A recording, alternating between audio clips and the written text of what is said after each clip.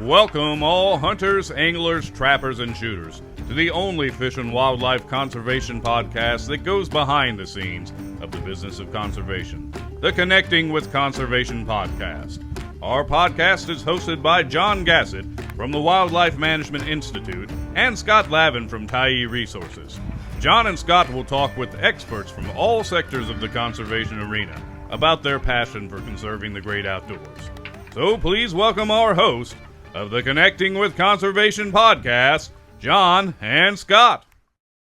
Welcome to Connecting with Conservation. I'm John Gassett from the Wildlife Management Institute, here with my co-host, Scott Lavin, who's in business development for Fish and Wildlife Agency. And we have a special guest with us today, Chris Tymeson with Safari Club International. Welcome aboard, Chris. Tell us a little bit about what you do with SCI and some of your history in conservation. Sure. So I spent the first 22 years of my career as a conservation lawyer working for Kansas Wildlife and Parks, was the chief counsel and integrally involved in AFWA. I was the legal committee vice chair for about 15 years. And then 3 years ago, Safari Club International came calling, and it was a good fit for me. And so I switched over to SCI, and I do government affairs in the western United States, state and local. Outstanding. So SCI is an interesting organization. I'm actually a member. When I started going to South Africa hunting, I became a member, and y'all do a lot of cool stuff, and you're pretty much on every continent. We are. We're an international organization. I'm essentially a government affairs person. We've got government affairs people in Europe. We've got some in D.C. We've got a couple of us who work state level, and we have international committee. We're made up of a bunch of volunteer committees, and those volunteers help drive our objectives, and so we work on every continent. Outstanding. Well, connecting with conservation is about, really we got two major focuses here. One is talking about how we manage wildlife in our country and how that management is funded. So the conservation funding model, and then just basically policy-wise how we do things, how we get things done. But we recognize, and we hear it over and over again, it's sort of the shining star of conservation in the world. But there are other models out there, and we have the luxury of being able to pick which one we want. We're a fairly affluent country, but other countries we're not so fortunate. So tell us about some experiences in other countries where they have different types of funding and conservation models. Sure. So, I just got back from South Africa. My wife and I bought a hunt at a safari club. She bought a hunt at a safari club banquet, and we finally got around to using it and had an incredible experience. And, if you look at like a South African model, the landowner owns the wildlife. It's, on his property, and he gets to dictate how that is taken. There are certainly other models in Africa where it's a community-based model, for example. And I've had that. I've also hunted in Mongolia when I was younger, hunted in Africa and Namibia, and then I had a chance to hunt in England. So I've experienced all different types of models. But the community-based model, conservation model, sustainable use conservation, you look at a situation like I had a driver in Africa who was taking us sightseeing. We did some hunting in South Africa, and then we went to Zimbabwe and Zambia and Botswana. And in Zambia, I asked our driver, and he was our tour guide, and I said, "Do you enjoy this?" And he said, "No, I'd rather be a farmer." He was really young. He was like 21. And I said, "What do you mean you'd rather be a farmer?" And he said, "Well, the last 3 years I've tried to grow a crop, and when the rain stops, the elephant come and they eat the cabbage, the 15,000 head of cabbage that I planted. I end up with 7. I can't make a living." So the animal, in his case, has no value. But if a hunter's willing to come and hunt, that community is willing to protect that animal because they're going to get paid and they'll sustain that loss. Sure. Right? In many cases, they get the food too, I guess. And they're going to get the sustenance right. from the animal. So either he kills the animal because it's destroying his crops, or he protects it, and then a hunter can come and hunt it. Right? Yep. And that's a good model for that situation. And in England, for example, when we hunted on the estates of these places, we hunted outside of London for roe deer. My wife and I did in probably 5 years ago, and hunted for roe deer. And then the roe deer are owned by the landowner there too, so they help protect that, and it gives value to that animal. Sure. I was going to ask you, did you dare to kill the king's deer? We had a conversation on one of our podcasts earlier that was about, we fought a war in the 1700s, and that was a part of it. Is the king owned everything, and we didn't like that very much. So, it's a different world hunting there, and the same in South Africa, and it's always been fascinating to me. So you guys know I'm new to this, and I was in the industry, sold tons of hunting licenses and firearms in America, and you don't know what you don't know. And even American hunters, I just learned so much, and I'm planning a hunting trip. You and I are planning on going next year. And in all those models, though, and all those variations, people are looking out that there's wildlife for tomorrow. There's a spin on it here and there. The money's handled differently. The community benefits in different ways. But the end goal is that we're preserving those species, right? Right. How do you have sustainable use conservation where you can harvest animals and then there's still going to be animals in the future? And that's what SCI is all about. Yep. And it does, like I said, that you can get that with different models, and that's one of the things that struck me the first time I went to South Africa hunting is that there's really no centralized licensing system, there's no excise tax funding, all the things that we have here that provide billions of dollars for conservation and management, they just don't have. So it's really up to the private landowners, if they choose to manage and own wildlife on their property. And an interesting kind of aside is I was having a conversation. I was there not long after, I guess there was some discussion about the black rhino ban and hunting black rhinos. And a number of our professional hunters who owned black rhinos on their property said they're going to get rid of theirs because if there's no market in the U.S. for them, he said they're incredibly dangerous. They're destructive. They tear up fences. They'll kill people if given the chance. And they basically, because of the poaching, they have to hire armed guards 24/7 to guard these things. And there's no financial incentive to do that. They're already losing money on them, even sometimes when they sell them. And if they can't sell them, they're really just a pure sink. So, and folks here, they hear about Cecil the Lion and those other things. It's like they don't really think about the fact that, but for us going there and hunting, incidentally, with our equipment that we bought and paid excise tax, it still funds conservation in the U.S. But for us doing that, conservation in South Africa and a lot of the sub-Saharan countries would just be non-existent. They would either kill them as varmints or kill them for food, and the populations would suffer. Don't get me wrong, there are some benevolent landowners out there, right? But when an animal has value, the landowner will protect it, and it will proliferate. And so I live in Kansas. It's 98% privately owned. Without private landowners, there would be no wildlife. There's no wildlife. Right. It's certainly different in Western states where you've got a larger percentage of public land. But in Kansas, it requires the cooperation of private landowners. And I don't know, I want to segue on this because, you're a lawyer. I grew up in risk management and business, and nobody thinks about risk management or lawyers until they're in trouble or they're getting sued, right? And now that I've eased into this industry for the last decade or so, you have landowner relations, you have access, we have mentors taking new hunters into the woods, sometimes unsupervised with firearms, right? So there's a lot of liability that if you're not in it, you don't understand. I'd be curious. You said you worked for wildlife agencies in America prior to SCI.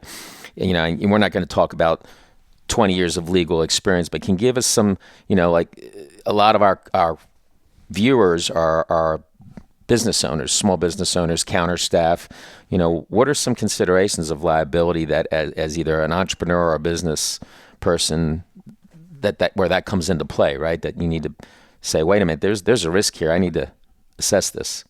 So I was the in-house counsel essentially for a 400-person government, just like a 400-person business. We'd get 900 employees in the summer with temps and all that. Constant risk management. I mean, everything you do is risk management. Like you don't think about mowers, for example, in state parks or on wildlife areas. I mean, just all the little nuances of that. And then it's not, it's a government entity with law enforcement, so you have to be proactive on training law enforcement. And certainly that has risen to the top in the last 5 or 10 years, like the scrutiny on law enforcement action. So that's another avenue that you normally wouldn't think about. Why do government agencies have lawyers? Why does a wildlife and parks, and I have an old friend who was the deputy director. He spent like 50 years with our agency. And one time he said, I'd never imagined that we would have one lawyer, let alone two lawyers on staff. So when I was director in Kentucky, I had 3 lawyers, and they said that's because I needed 3 lawyers. I'm not sure what they meant by that, but they certainly stayed busy. I'll say that. There's a lot of legal intricacies that go on in an agency that even other folks in the agency don't see a lot of times, because a lot of it is confidential or attorney-client, and they don't it's not for everybody to consume, but it's certainly important. And well, just the day-to-day contracts, legal advice. You don't even think about the level of integration that a lawyer has in the agency. When I went to SCI, one of the things that appeals to me is SCI's got a litigation team. There's not a lot of litigation teams out there in the conservation NGO world. We also have a total of 8 lawyers on staff, right? Which is that's probably 10% or in that range of our staff. So when you think about that from an advocacy standpoint, it packs a punch. Sure. And I like the fact that SCI actually uses their litigation staff. I think more conservation organizations have that ability and capacity. Certainly the antis use their litigation staff frequently, and we don't use ours nearly enough when we have that opportunity. Somebody put together the numbers in the NGO community. When you look at us, so SCI's got a 501c4 and a 501c3, and I work for the C4, which is the advocacy arm. And so we're built to do battle, which is good. You might not get that. I'm not going to name any conservation organization, but if it's a 501c3, well, maybe they're more limited in that mission, right? And so I'm happy to have people join. We often join with particular groups in litigation for conservation and for hunters. The mission of SCI is SCI is always first for hunters. We're there to protect the right to hunt worldwide, and so our litigation team is pretty much constantly engaged in litigation. A number of cases that just ebb and flow through time, and I'm proud of that. SCI is out there in the trenches. I think it's important to talk about, and I appreciate you sharing a little bit with us on that, because unless you're involved in leadership in this industry, you don't see this side of it. And I think a large portion of our society thinks Mother Nature's on autopilot and doing everything right. And to a large degree, it is. But wildlife agencies, you're doing prescribed burns, you're managing roads. Is the gate open or closed because it's too unsafe to drive the road? And people don't, that there's a lot of things that go into a state wildlife agency that's not getting any tax dollars, that has to make sure that not only is wildlife maintained in balanced, healthy populations, but the land on it is safe to recreate on. So I think that's an important fact for the public to know. Well, another legal thing that you hear a lot in the news these days, especially with shootings and that sort of thing, and that ties into the excise tax, because it really could take a lot of firearms companies out of business if it were repealed, and that's the protection for the lawful commerce of firearms.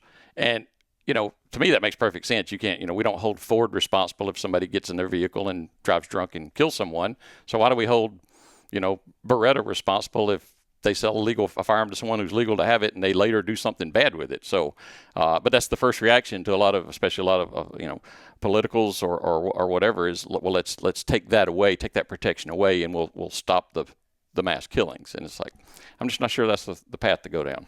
I would certainly agree that that's not the path, and it's the PLAA. I can't remember the acronym. I always mess up, right? The PLAA, I think. Certainly a good law. Certainly doesn't need to be repealed, in my opinion. Yeah, it's kind of bizarre that we had to pass a law to provide that protection. You just always assume that companies, they're not responsible for negligent use of their products, no matter what it is. But we had to explicitly pass that just to protect firearms manufacturers. So we certainly hope we can keep that in place. So. Well, I saw you at the conference. It was my first conference, and I know you've been going for years. And I've been to a few conferences, but that was a pretty top shelf event. I had the opportunity to check in with some. I'd recently started hunting abroad, and everybody I'd ever hunted with was there. So I got to check in with some old friends. But, I've been, I'm not a member yet, but as I learn more about SCI, you guys are in pretty deep. You have some pretty big scale operations. I know you're starting to lead off on an anti-poaching initiative. And again, I don't think you guys get the credit for the work that you're doing in educating, and you talk about how other countries may be a little bit different or a little bit behind on conservation, but if the resource isn't there, everybody loses. And it's more than just a financial opportunity. It affects the environment, it affects the land, the water, clean air, and so forth. So. Right. So you hit on a couple things there. First, it's our annual convention, right? It's in Nashville. It's going to be in Nashville, I think, the next 7 years. It previously had been in Reno and Vegas. We moved to Nashville. It's been an incredible switch.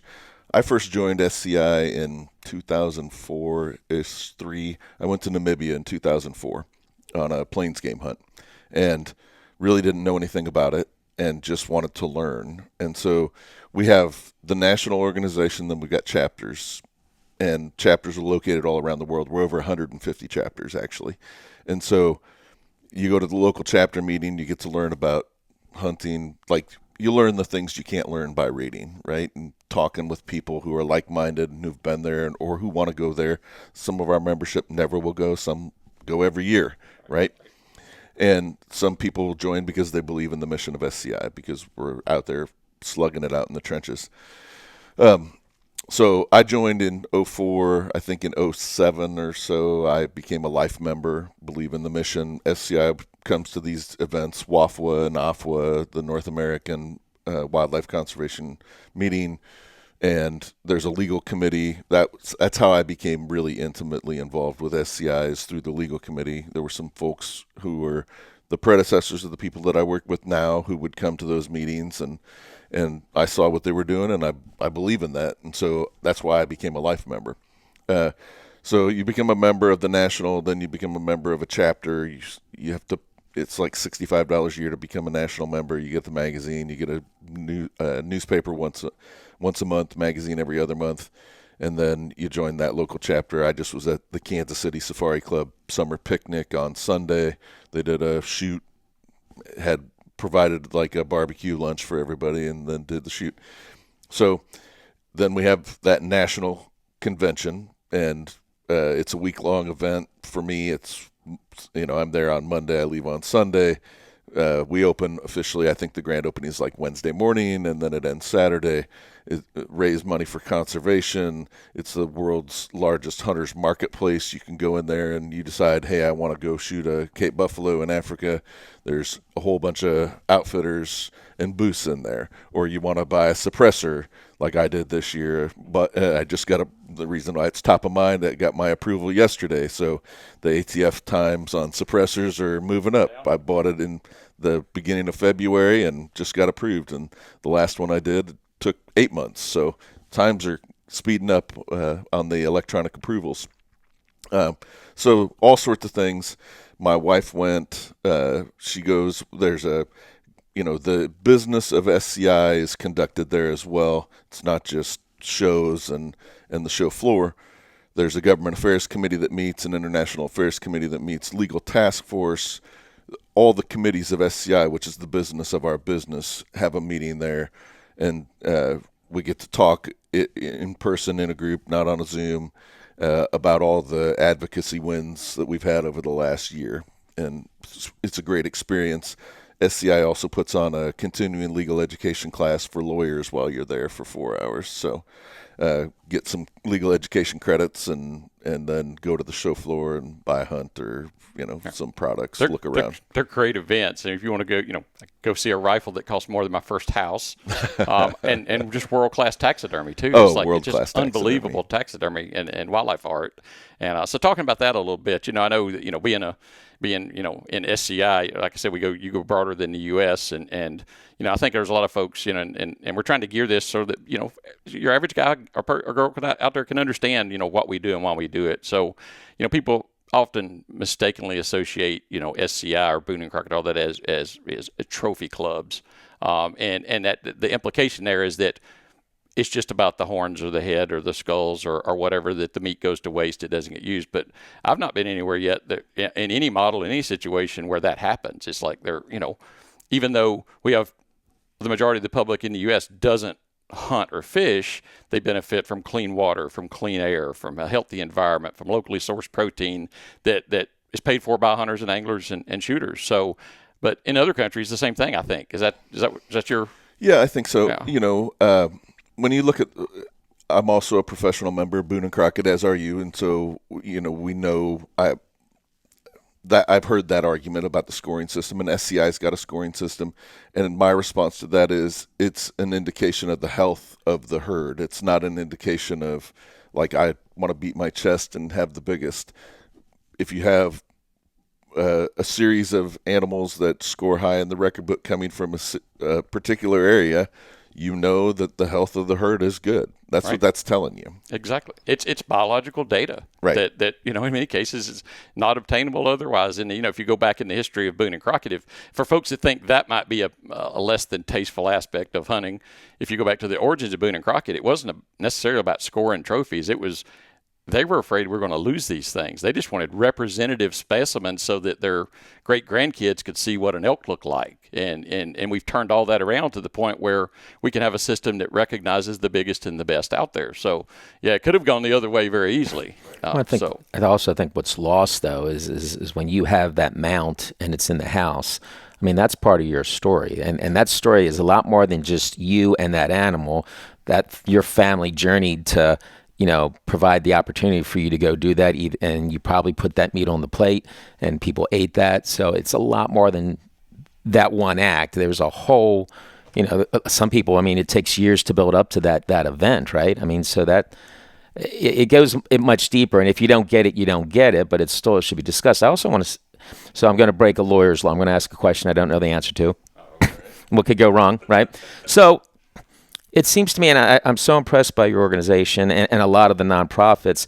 And, for those who don't know, nonprofit is just that. These guys are funded on your membership, right? And people who donate, right? So, and you are a worldwide advocacy program. You're built for battle to defend the rights of conservationists and hunters. And that's all on just the interest of citizens. There's no government pipeline of funding going to you. And I think the reason why hunting has declined a little bit and is in a situation that maybe in some places it's a little on defense, as hunters, when I go out hunting, I unplug. I enjoy that because I get to be alone. I like the silence. And I think most hunters don't want to get in a fight. They don't want to go to commission meetings or down, picket the legislature. And we see a lot of groups seem to really live for that. So I think part of the problem is that we haven't fought for a long time until recently and got the sophistication that you guys have. So, I would just encourage everybody out there, if you're a hunter and you're non-affiliated, to become a member of somebody and be heard, because the problem is we're not being heard on a scale. And even if 100% of us were heard, we're still probably only 10 to 15% of the population. So we cannot afford division in our ranks. Part of what I do is I submit comment letters on regulations, right? And I'm out there. I've watched this for 25 years, and we're almost a victim of our own success as a Fish and Wildlife agency. We took populations that were super low, we managed them to where it's highly sustainable. There's high hunter opportunity. It makes hunters apathetic, and so, like when I first started at commission meetings, we'd have hundreds of people there, and they'd last many, many hours, umpteen hours, sometimes going past midnight, starting at 1 in the afternoon. And we would argue about what's the best day for duck season or whatever it is. Well, when duck populations are high, hunters are getting the maximum opportunity, so they really don't show up at the commission meeting, right? Like if hunter opportunity was super low because wildlife populations were super low, they would be at commission meetings. And so that has allowed the anti-hunting movement to take hold, right? Hunters are apathetic. They used to be super strong and come to these commission meetings. Not that they're not grateful for the opportunity or they wouldn't support it, but they don't have to support it because that opportunity is there. Now, and I think there's another issue. Hunters are fractured. SCI, we say it doesn't matter what you hunt, where you hunt, how you hunt. SCI is there to protect your right to hunt. Hunters are fractured. I'm a bow hunter, and even amongst a bow hunter, I'm a traditional bow hunter. I shoot a crossbow. I'm a longbow. I'm a crossbow, right? I mean, it's super fractured, and so there's a lot of infighting. I fight antis every day. That's what I do, right? And I see they're galvanized. It doesn't matter if they're HSUS or CBD or some small local group. Their whole mission is to shut us down so they can come together collectively and marshal their forces. There are, somebody did a study on like how many anti-hunting lawyers or for these organizations exist, and it's hundreds, like 500. Like, it's a crazy number. We should be hiring lots of lawyers as hunters to help do battle that way, but we aren't. And for those who don't know, I mean, the commission system, every state wildlife agency is oversaw by a commission, right? And it's public records and public meetings, and if you show up, you're heard. And you're right, the only time hunters show up if something's going really bad or something's wrong. And I've seen, and I'm sure, I know you two have seen it, where maybe 3 to 5 people show up and they're really loud and they have the same message and they claim they represent the world. And I've seen the commission turn on a dime that day. They've been planning a course of action for 6 months, but 5 people really loud and, cohesively can influence that decision-making process. And now you're no longer managing by science, right? You're oh, this feels uncomfortable, right? So, and again, I can't thank you enough for what you do. And, hunters need to learn if you're not at the table, you may be on the table, right? Yeah, you're on the menu. Exactly. So speaking about, apathy, and I agree that is definitely an issue that we have and not just hunters, but all sportsmen and women. We're seeing a decline in not just participation in the actual activities, but in the decision-making process. And like you said, when we go from scarcity where they're all banded together because there's nothing to hunt or fish and they just want something, to everybody has their own species that they can go after, they don't show up. So that's one problem. The other problem, though, is when you stop showing up, it becomes the habit. So the next time there is a big problem, the 100 sportsmen that used to show up for you, the 20 show up. The other 80 don't make it because they've gotten out of that habit of showing up for commission meetings and being front and center. And I will, I hate to give them credit, but the antis will show up at these meetings and they'll stand up and talk. And in the absence of us balancing the teeter-totter there, they influence boards and commissions in a lot of cases. I cover 24 states, everything west of the Mississippi. So I have to work in coalitions. And I was also the legislative person for Kansas Wildlife and Parks for that time. And many times I would be the only sportsman representative in the Capitol. And they don't really want to listen. The legislators don't care about that because I'm just from the government and I'm here to help you, right? It's that whole – and I would just beg people to come, but they can't take time off or, it's too far or whatever it is to come and help defend. There's a constant battle in the State House with pro-commercialization aspects, want to change the model a little bit, how we distribute permits. I mean, it gets back to this North American model. And certainly there are lots of, even within the North American model, there are little variances like landowner permits and things like that. And so I guess to the point, sportsmen are apathetic. It's also a logistical issue too for them to come. And so, the pandemic has kind of changed that. It's made Zoom more available, right, to be able to. I was concerned as the lawyer for the agency opening up our meetings to Zoom prior to the pandemic because I thought people would flood us and try to take over the meeting, and it just didn't happen. Right. It just didn't happen. It still takes time. They got to commit the time. Yeah.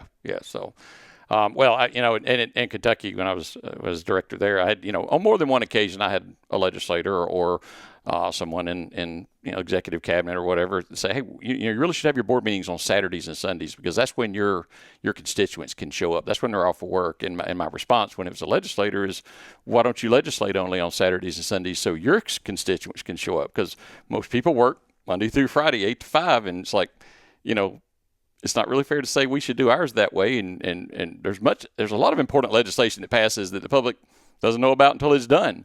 It's a tricky balance, but we've always found that, I think we keep better legislators and we keep better board members when you also try to accommodate their schedules. And most of them are business people. They have other commitments too. So we try to keep all that in balance. Well, I think hunters and just general citizens need to understand that it's the State Wildlife Agency's job to balance populations, make sure that they're healthy, and provide opportunity to sustain hunting, but it's not exactly their job to protect hunting as a pastime, because they're state employees. They don't have a political opinion when there's a ballot initiative. They're not allowed to go down and be part of the fight. They can, we have a legislative team in Arizona. They educate legislatures who are willing to invest the time to listen, and maybe the legislature makes an informed decision and starts to advocate. But the state wildlife agencies, they can only do science-based management and take care of the wildlife on their land in their state. They can't necessarily fight the battle. So the hunters do need to show up and advocate for themselves and say, this is desired, this is of value. And I took that for granted when I was in the industry selling the products. It wasn't until I was in the state wildlife agency that I realized, wow, this is a lot more complex. And I was, I couldn't be mad at them anymore, because I was like, oh no, they're not allowed to do what I want them to do. Let's talk about that very issue, right? Initiative Petition 91 in Colorado. It's a petition to ban hunting and trapping of mountain lions, bobcat, and lynx. And the pro-banning forces have tried this first at the commission level, then they went to the legislature, and now they're trying to do a ballot box biology issue, right? And they're in the process of gathering signatures. But that effort by those people has galvanized the community in Colorado, the conservation community. And I work in coalitions across the West. I have to, with the coverage I have. I get tips from my members. I have bots that scour the internet for changes in regs and statutes, and all of that stuff forms what I do every day. But I think the biggest issue in the West right now this year is IP 91. And so they filed the ballot initiative. There's a group in Colorado, Citizens for Coloradans for Responsible Wildlife Management. Dan Gates, SCI's involved with him prior to this issue, and he has a C4 there, and he was ready to start the fight, right? So they filed this ballot measure. You challenge it at the title board. They wanted to put trophy hunting in the language, which would have been detrimental. I know from my time as state wildlife guy, endangered species track, like restoring endangered species or protecting imperiled species, tracks in the 90% public approval range, right? Hunting generally is in the 75 to 80% nationally. Trophy hunting, when you add that word trophy hunting, it's a perception. We talked about it with the scoring system, what's really a trophy. But if you say trophy, it takes it down into the 40% approval range, right? You need 50% to get this passed on the ballot. It's not a constitutional amendment. It's changing the statutes and trying to make the trapping and hunting of bobcats illegal. What the legislature refused to do, they're trying to force through this ballot measure. And so then there was the battle at the Supreme Court, and then now it's a timing issue. And so they're gathering signatures. They got to get 125,000 signatures. Lots of groups are helping fund the process against it. So we'll see where it goes. But ballot box biology at its finest, they have 1 month. I think July 5th they have to have their signatures turned in. Last week they hired two. They were relying on volunteer signature gatherers. Last week they hired 2 professional firms to start gathering signatures, so they have paid signature gatherers who go out there. We'll see where that goes. If they get the number, you're probably going to have to get 160,000 signatures, because you're going to have invalid signatures. They'll be kicked out. The ones that were in cemeteries, they won't count. Right. So we'll see where this goes. Definitely the biggest issue in the West right now. I want to pick on that a little bit. So, and again, when somebody comes knocking at your door, comes up to you in the mall, if it's the malls that are left, they have a sales pitch, and it's a rehearsed and it's a developed sales pitch, and they make it sound, of course I care about animals or something, and sure, I'll sign my name. And you said, conservation by ballot box. That means that largely uninformed people. I'm an uninformed person. I'm not a biologist. I don't understand the science that you guys get into. They're pulling at heartstrings and collecting signatures to make a decision that's in a silo that affects every other species on the landscape and maybe even the habitat, that is taking that responsible management of science-based conservation away from the state wildlife agency. So now you're going to have a species that's getting preferential treatment, that's either going to cause its population to grow disproportionately or negatively, and it's going to cause imbalance. And again, the public doesn't know about that, and then they really need to understand that. And when they donate to these organizations, you see the commercials, you see the animals suffering. Nobody likes that. The hunters don't like that. Nobody likes to see that. But they're not. They're reacting emotionally and giving their money to an organization that you said this. They have professional signature collectors. Those people are not biologists. Those people are not policy. They are just trying to win a battle, right? And as a biologist and a former agency director, I'll tell you that if there's ever been a ballot initiative that affected wildlife management and conservation and actually affected it in a positive way, it was purely coincidental. Because universally there is no science or little science behind those compared to the science that's available in the agencies where people spent their, a significant amount. I tell people college was the best 14 years of my life, a significant amount of time in school, and then you're embedded in an agency that does this stuff every day, and that's all they do, as opposed to people collecting signatures on the street when they don't even know what they're signing for. It's humbling when you get into this industry because until you're into this, nobody knows this. And it's so I didn't expect to go in this direction, but you guys might reference the North American model. We're talking about science-based management. It's taken me 10 years to wrap my head around that.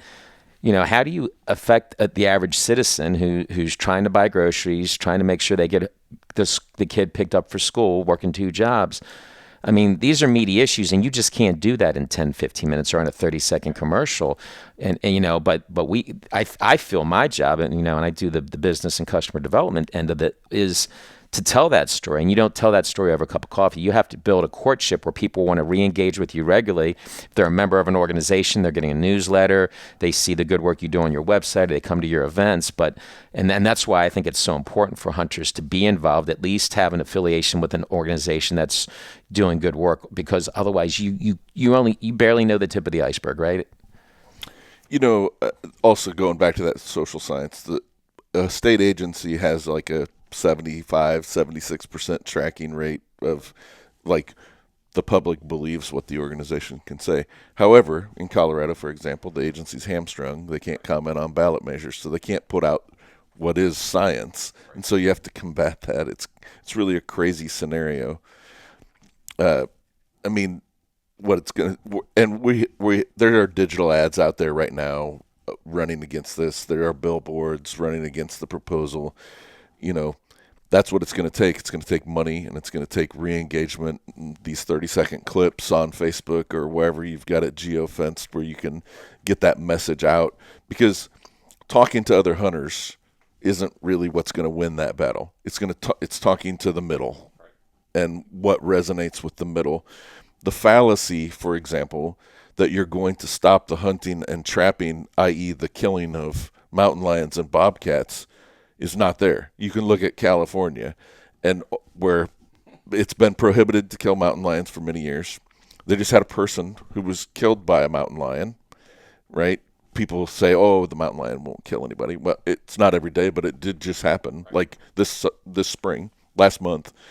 But the number of mountain lions killed scientifically, the empirical data shows the number of mountain lions is continuing to rise that have to be killed by people who are state employees or managers, or somebody has to go out there because it becomes a problem because they're not hunting. Just a different person pulling the trigger is all. Right. So the idea that you're going to stop hunters from killing mountain lions and that's going to stop the killing of mountain lions, that's just not true. Right. So we talked about the sort of the fracturing of the hunter groups and the conservation groups because of abundance or superabundance of species, but last week I think a mountain lion in Colorado killed one of the newly restored wolves.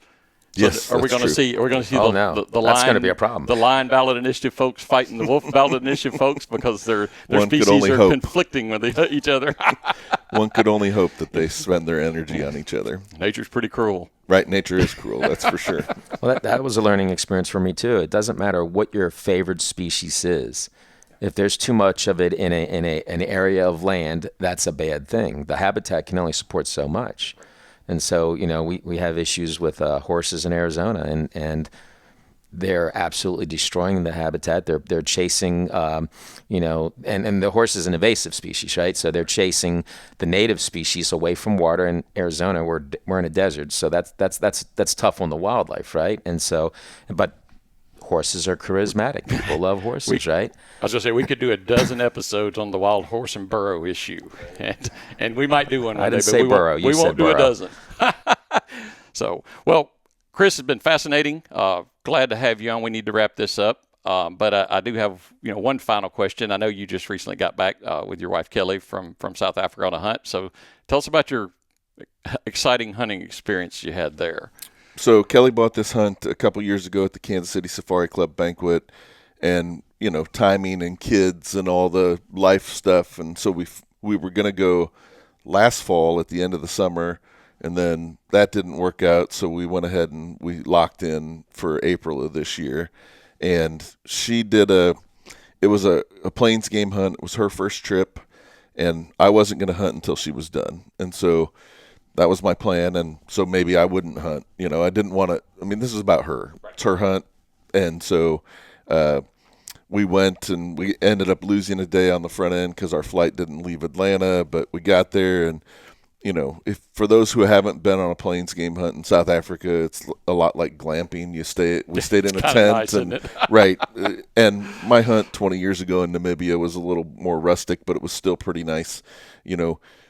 People don't understand also that you're employing 20 people who work for you when you're there, from your PH to your tracker to the skinners, the outfitter himself, cook, people who take care of your tent, like you do a thing in a lot of these camps is daily laundry. Like, you only have to really bring 2 sets of clothes, one to hunt in each day.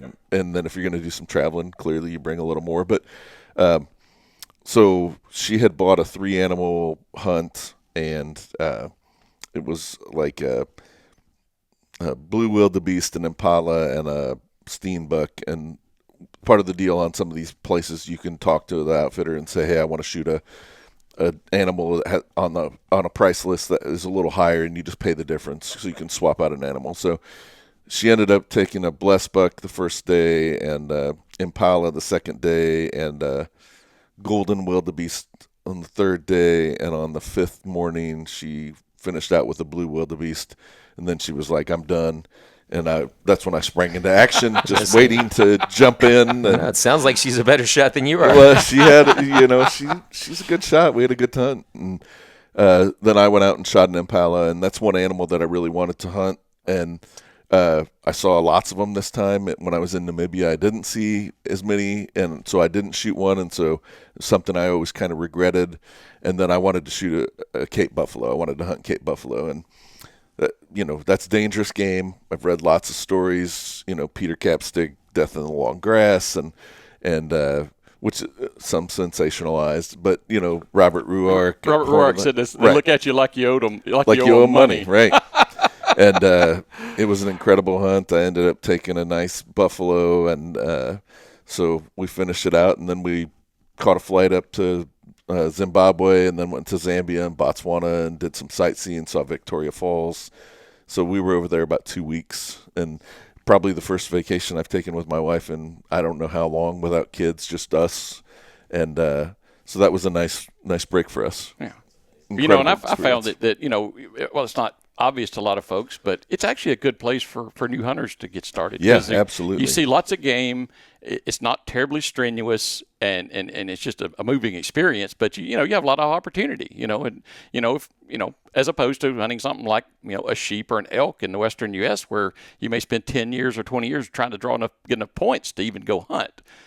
In Africa, you can go hunt a lot of things, and it's not a difficult hunt in most cases. So. I choose where I live, where I want, where I have hunting opportunity. It's kind of how I ended up in Kansas, and I like to hunt deer. I like to be able to hunt every year. I don't want to have to wait 20 years for a permit or whatever.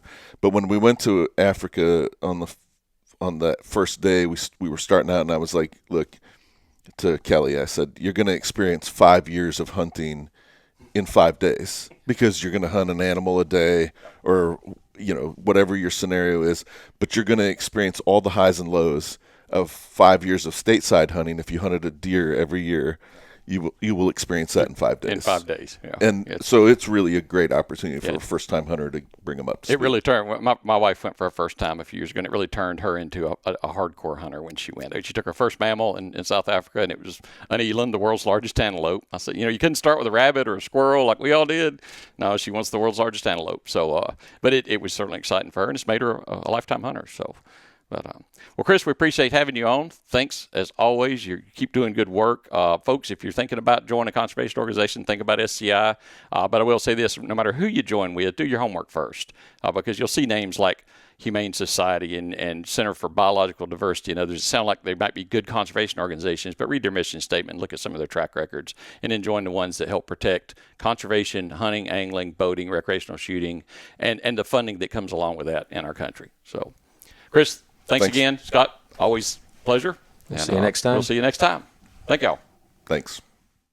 Thanks for listening to this episode of the Connecting with Conservation podcast. Please do us a favor and tell your buddies, friends, family, and others about what you've learned here today. If you like what you heard, come on back anytime and listen to another episode of the Connecting with Conservation podcast.